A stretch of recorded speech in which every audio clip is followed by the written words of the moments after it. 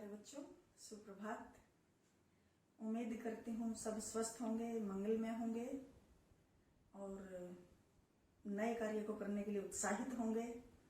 आज हम पाठ प्रारंभ करने जा रहे हैं। यात्रा वृत्तांत है ये लहासा की ओर।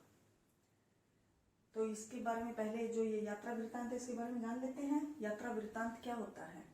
यात्रा होती है, यात्रा करते हम, कहीं घूमने के लिए जाते हैं।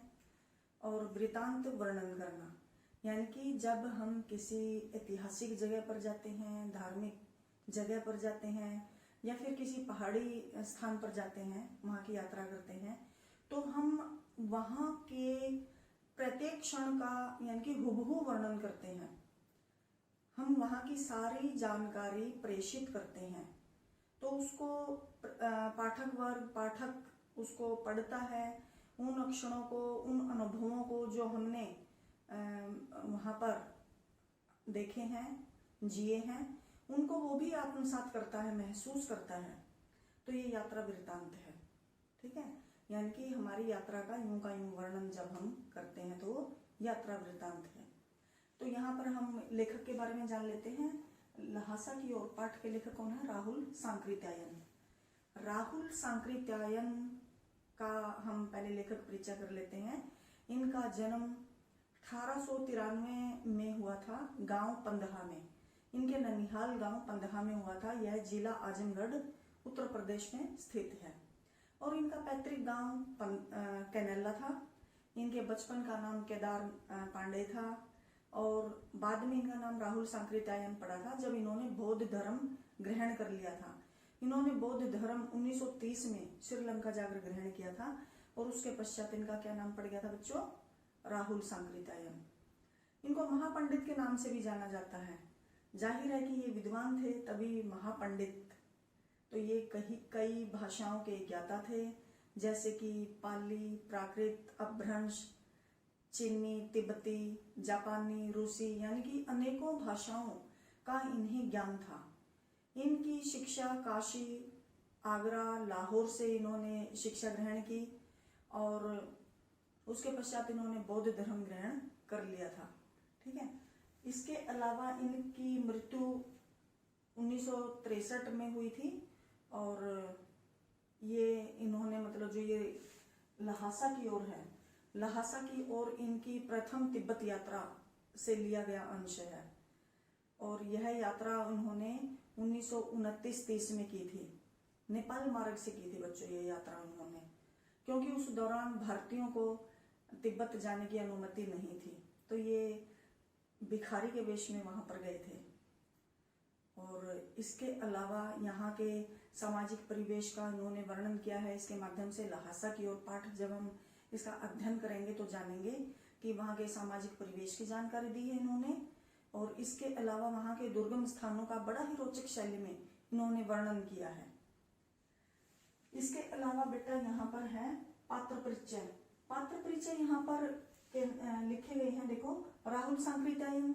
राहुल सांकृत्यायन घुमक्कड़ स्वभाव के थे बेटा। पहले हम राहुल सांकृत्यायन के बारे में, इनके स्वभावगत विशेषताओं के बारे में जान लेते हैं कि ये घुमक्कड़ स्वभाव के थे। जाहिर है इन्होंने घुमक्कड़ी का शास्त्र लिखा और यात्रा वृत्तांत साहित्य में इनका नाम सर्वोच्च शिखर पर है। और ये सहनशील प्रवृत्ति के थे। पाठ के माध्यम से हमने इनके स्वभाव के बारे में जाना। सहनशील थे कि इन्हें मतलब इनके एक मित्र थे सुमति, तो उनके क्रोध का भाजन बनना पड़ा था, वहां पर वो सहनशील बने रहे थे। साहसी थे। इन्हें यात्रा के दौरान अनेक कष्टों का इन्होंने सामना किया, तो ये साहसी थे। इसके अलावा विनम्र स्वभाव के थे। परिस्थितियों के अनुसार अपने आप को ढालने वाले थे ये। तो ये इनकी स्वभावगत विशेषताएं हैं। विनोदी स्वभाव के थे और महापंडित थे, अनेक भाषाओं के ज्ञाता थे। तो ये इनके स्वभाव की विशेषताएं हैं। इसके अलावा सुमति भी यहाँ पर हमारे सामने आएंगे। ये लोकजंग शेख इनका नाम, ये मंगोल भिक्षु है पाठ में। और ये वहां की मतलब चप्पे चप्पे का ज्ञाता है, भौगोलिक स्थिति का इन्हें ज्ञान है वहां की। और ये धार्मिक प्रवृत्ति के हैं। वहां पर पुरोहित हैं परिचित हैं वहाँ, यानी कि सभी इनको जानते पहचानते हैं वहाँ। और इसके अलावा नम्र स्वभाव के हैं, सहनशील हैं ये भी, यानी कि जल्दी ही गर्म हो जाते हैं, ठंडे भी हो जाते हैं, तो ये नम्र स्वभाव के हैं। मिलनसार हैं, वहाँ पर इनका मतलब एक अच्छी पहचान बनाई हुई है इन्होंने वहाँ पर लोगों में। अच्छे व्यवहारवादी हैं ये, इनका व्यवहार बहुत ही अच्छा है, इसीलिए मतलब वहाँ पर लेखक इन्हीं के साथ मतलब वहाँ पर गए थे, जहाँ पर भी इन्हें रुकना पड़ा था ना वहाँ पर यात्रा के दौरान। तो सुमति के माध्यम से ही वहाँ पर मतलब वो उन घरों में गए थे, रुके थे। तो सुमति की वहाँ पर एक अच्छी पहचान है, एक अच्छा परिचय है लोगों के साथ। इसके अलावा है नमसे, बौद्ध भिक्षु हैं बेटा ये, और ये शेखर विहार जागीर के प्रमुख हैं। बौद्ध भिक्षु हैं, शेखर विहार जागीर के प्रमुख हैं ये भी नम्र स्वभाव के हैं, मिलनसार हैं, यानी कि जागीर के मुखिया होते हुए भी इनमें घमंड रंच मात्र भी नहीं है। वहां पर इनका मान सम्मान एक राजा से कम नहीं है अपने उसमें इलाके में मतलब, और लेकिन इनमें घमंड बिल्कुल भी नहीं है, सहनशील हैं और अतिथि देवो भव, इस बात को वो मतलब उनकी उसमें व्यवहार में लाने वाले हैं। तो वहाँ पर लेखक का इन्होंने बड़े ही मान सम्मान यानी कि आदर भाव उनको दिया, बड़े ही गर्म जोशी से उनका स्वागत किया, उनसे मतलब उनको वहाँ पर ठहरने के लिए उन्होंने स्थान दिया। तो ये मिलनसार हैं और नम्र स्वभाव के हैं। इसके अलावा वहाँ की हम तिब्बती समाज के बारे में जान लेते हैं। ये हमने पात्र परिचय जान लिया है, 3 यहाँ पर पात्र हैं हमारे सामने आएंगे पाठ में। इसके अलावा तिब्बती समाज कैसा था वहाँ का तिब्बती समाज कैसा था कि पर्दा प्रथा नहीं थी वहाँ पर, स्त्रियां पर्दा नहीं करती थी और अजनबियों को भी घर के अंदर प्रवेश की अनुमति थी, यानी कि जो अजनबी होते थे उनको भी किसी प्रकार की कोई मुश्किल नहीं होती थी, वो भी अंदर तक जा सकते थे। यानी कि ऐसा नहीं था कि अंदर मतलब स्त्रियां बैठी हुई हैं तो उनको जाने ना दिया जाए। तो इस प्रकार का वहाँ पर जाति प्रथा नहीं थी, जाति पाति छुआछूत भेदभाव नहीं था और मेहमानों की बड़ी खातिरदारी की जाती थी। इसके अलावा वहाँ पर मदिरा सेवन करते थे लोग, सायंकाल को छंग नामक मादक पदार्थ का सेवन करते थे। इसके अलावा वहाँ पर किसी भी प्रकार की कोई कानूनी व्यवस्था नहीं थी, लोग सरेआम बंदूकें लेकर घूमते थे। तो ये मतलब इस प्रकार का वहाँ परिवेश था। इसके अलावा लोग जैसे कि सुमति वहाँ पर क्या कार्य करता था, पुरोहित था वहाँ पर, बोध गया से लाए हुए गंडे ताबीज लोगों में वितरित करते थे वो। तो वहाँ पर जो लोग थे वो अंधविश्वासी थे, इस प्रकार की इसमें उनका विश्वास था गंडे ताबीजों में, वो अपने जीने का आधार मानते थे इन सब चीजों को। तो इस प्रकार का सामाजिक परिवेश था वहाँ का। इसके अलावा डांडा थोंगला, ये वहाँ का सबसे ऊंचा वो था, स्थान था डांडा थोंगला। ये कम से कम 16-17 फीट की ऊंचाई पर स्थित होने के कारण वहाँ पर यानी कि इसके दोनों ओर किसी प्रकार का कोई मतलब रहन सहन नहीं था, दूर दूर तक लोग दिखाई नहीं देते थे। नदियों के घुमावदार मोड़ थे और जो पर्वत थे उनके कोने थे, तो इस वजह से वहाँ पर डाकुओं को, लुटेरों को छिपने के लिए एक बहुत अच्छी जगह मिल जाती थी। वहाँ पर छिपे रहते थे डाकू और आने जाने वाले राहगीरों को लूटते थे, मार देते थे। पहले भी बताया गया है, सामाजिक परिवेश में जानकारी दी गई है कि वहाँ पर किसी प्रकार की कोई कानून व्यवस्था नहीं थी, यानी कि लाठियों की तरह लोग बंदूकें लेकर, हथियार लेकर घूमते थे और उनका प्रयोग भी करते थे।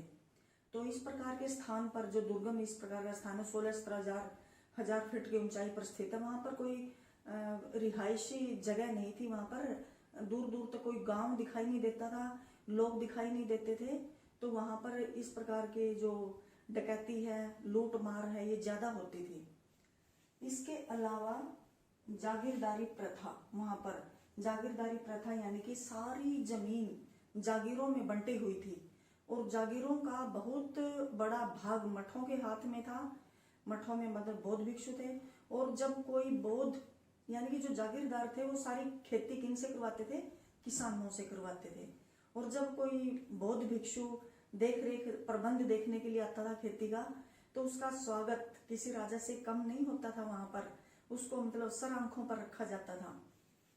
इसके अलावा हथियार का कानून, ऊपर भी बताया गया कि हथियार का कानून नहीं था।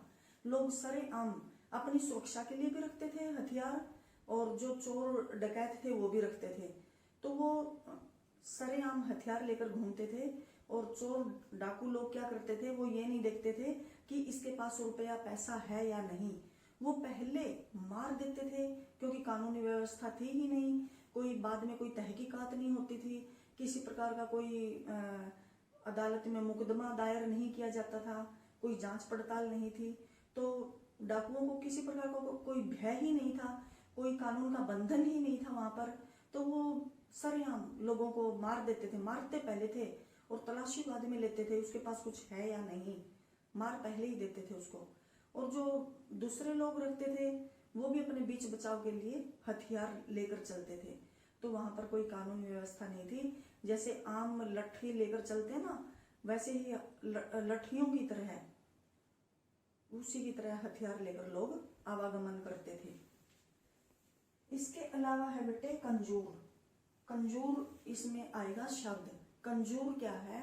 ये है बौद्ध वचन की हस्तलिखित, उनके द्वारा अनुवादित हस्तलिखित पोथियां। अनुवादित हस्तलिखित पोथियां हैं। ये मोटे मोटे कागज पर लिखी हुई हैं, बड़े सुंदर लेख में लिखी हुई हैं, और एक एक पोथी का वजन 15 किलो से कम नहीं है। तो ये बौद्ध वचन की अनुवादित पोथियां हैं। इसके अलावा है तीरी समाधि गिरी। ये मतलब मैदानी भाग, यानी कि चारों ओर पहाड़ हैं और उनके बीच में मैदान है। उस मैदान में एक छोटी सी पहाड़ी है, उसी का नाम है तीरी समाधि गिरी। तो ये हमने इसका थोड़ा रूपरेखा सी हमने तैयार की है इसकी लहासा की ओर की। इसका फिर अब हम आगे अच्छी प्रकार से अध्ययन करेंगे। धन्यवाद।